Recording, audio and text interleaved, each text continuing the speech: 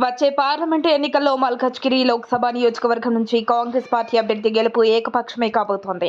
ఈ నియోజకవర్గంలో పరిస్థితులు అలాగే ఉన్నాయి. ఇప్పటికే బీఆర్ఎస్ పార్టీ తరపున మల్కాజ్గిరి పార్లమెంటు నియోజకవర్గం నుంచి పోటీలో రాగిడి లక్ష్మారెడ్డి ఉన్నారు. బీజేపీ తరపున ఈటెల రాజేందర్ ఉన్నారు.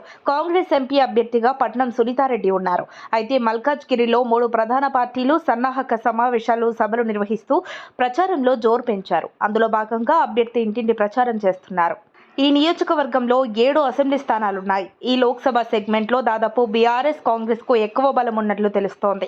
పైగా రాష్ట్రంలో కాంగ్రెస్ అధికారంలో ఉండటంతో పార్లమెంటు ఎన్నికల్లో బీఆర్ఎస్, బీజేపీ పార్టీ కాకుండా కాంగ్రెస్ పార్టీకే గెలిచే అవకాశాలు మెండుగా ఉన్నట్లు తెలుస్తోంది.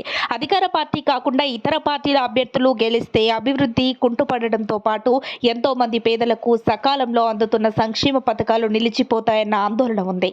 మల్కాజ్గిరిలో కాంగ్రెస్ ఎంపీ అభ్యర్థి గెలిచినట్లయితే మల్కాజ్గిరి నియోజకవర్గం ఊహించని విధంగా అభివృద్ధి జరుగుతుందన్న అభిప్రాయాన్ని ఇక్కడ ప్రజలు వ్యక్తం చేస్తున్నారు. ఇదే క్రమంలో ఉప్పల్ నియోజకవర్గంలో బీఆర్ఎస్ పార్టీకి మూకుమ్మడిగా రాజీనామాలు చేసి హస్తంగూటికి చేరుతున్నారు.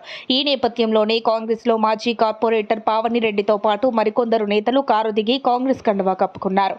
దీంతో ఉప్పల్ నియోజకవర్గంలో బీఆర్ఎస్ కు భారీ షాక్ తగిలింది. బుధవారం ఎమ్మెల్సీ పట్నం మహేందర్ రెడ్డి, ఉప్పల్ నియోజకవర్గం కాంగ్రెస్ పార్టీ ఇన్ఛార్జ్ మందుముల పరమేశ్వర్ రెడ్డి సమక్షంలో సీఎం రేవంత్ రెడ్డి ఆధ్వర్యంలో కాప్రా సర్కిల్లోని ఏస్రావ్ నగర్ మాజీ కార్పొరేటర్ పావని రెడ్డితో కలిసి భారీ ఎత్తున బీఆర్ఎస్ కార్యకర్తలతో కాంగ్రెస్ పార్టీలో చేరారు. సీఎం రేవంత్ రెడ్డి ఆధ్వర్యంలో పావని రెడ్డితో పాటు భారీ సంఖ్యలో బీఆర్ఎస్ కార్యకర్తలు, నాయకులు చేరారు.